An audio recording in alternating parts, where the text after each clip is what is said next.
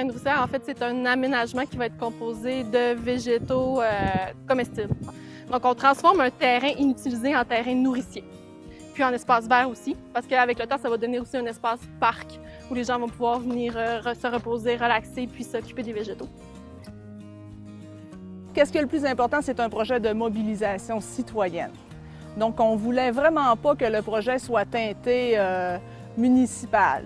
Donc, tout le long du processus, là, à partir du plan d'aménagement, la sélection des végétaux, on a vraiment laissé le comité citoyen décider de tout, là. On voudrait vraiment qu'il s'approprie le projet et puis qu'il l'aime.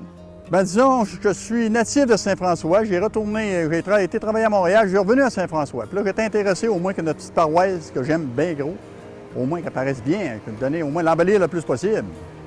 Puis essayer d'emmener les gens aussi à être capables de travailler ensemble, en groupe.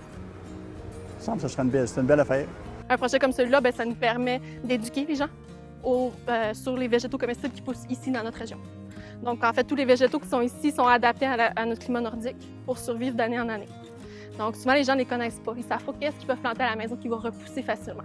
Et en fait, nous, on va avoir beaucoup d'outils éducatifs qui vont être implantés. Il va y avoir des panneaux, il va y avoir des étiquettes.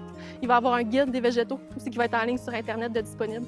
Donc, les gens vont pouvoir avoir toutes sortes d'informations sur ces végétaux-là, c'est-à-dire quelle partie de la plante se mange, comment on la prête, à quelle période de l'année elle est prête. C'est quoi l'entretien aussi de ces végétaux-là. Qu'est-ce qu'on retrouve dans la forêt? En fait, on a la première strate, c'est les arbres. Donc, dans les arbres fruitiers, on a des pommiers, on a des pruniers à mélanchier. Ensuite, on a la strate des arbustes, qu'on va retrouver plus des cassis, des groseilles, des gadelles, des framboises, des camerises aussi. Ensuite, on a la strate des fleurs comestibles. Donc là, on a de l'émérocale, de l'hosta, de la monarde, de la mauve. Ensuite, on a la strate des fines herbes. Donc ça, on a de l'origan, de la menthe, de la livèche, de l'oseille.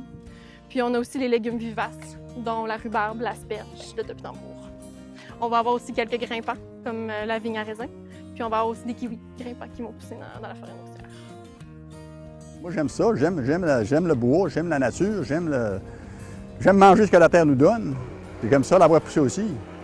Bien, c'est surtout la phase 1 d'un grand projet, là, notre forêt nourricière. Ce qu'on voudrait faire après, c'est que les gens apportent un peu, chacun une petite partie de forêt nourricière dans leur terrain. Puis on veut en faire des petits, donc dans quelques années, on sera déjà prêt à partager avec les municipalités voisines.